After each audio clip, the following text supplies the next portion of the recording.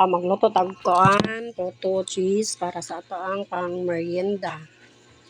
Butahan nato ni og tulo ka itlog kay wala man ta atong pang okay nila nga si tawag ato luwag lang ang akong gigamit ani kay mura may naa di na ta mangitag wala kung unsay naa sa atong kusina mao na natong gamiton. Di na to na imong babaga di ta kaluto kay wala ta ani wala ta ato wala ta ana. Ako nang gatas gimikos-mikos. Yun di siya guys no kaya ang akong gibutangan ni kay pancake lang na siya. Kay wala man na siya kabot og duha ka baso, ato na lang na siyang gidagdagan og cake flour para mahimo na siya, mabuo na siyang isa ka baso.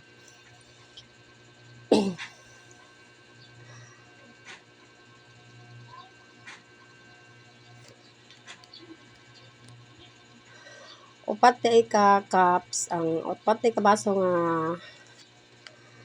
dry ingredients akong gibutaan ni cake flour og ang pancake gihalo upat yun na siya ka baso kay wala man tay pang measuring cup dili na lang gihapong baso ang atong gamiton kay manay ginaingon nga makontento ta kung unsay naa sa tuwa di na ta mangita og wala kay baso ra may naa sa ato ang kusina di ato na lang ang pagtiyagaan with luwag-luwag na lang diha o importante mamikos-mikos na to ng ato ang pang merienda. Kini dainod balido ka baso din ako ang gibutang ani nga tubig kung kay upat man ka baso akong giluto upat duha pod ka baso ang tubig ug isa ka kutsara nga baking powder. Mikos-mikos lang para mahalo tanan nga mga ingredients niya. Ya, kailangan pa ato din na siya ang salaon. Wa na ako nag-ukay sagmay kay parang dili ma-overmix kay pag ma-overmix man gud na siya mulubog na siya dili na siya mo tubo pa. Kailangan salaon na siya para mawala bulubog. Gibahin din ako ni katulo para na mga color kining red kay coloring lang na siya nya kaning violet.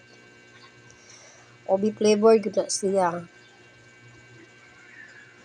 Para ganahan pag kaon ng atong mga bata ani kailangan naa gyud mga color kini kay plain lang na siya.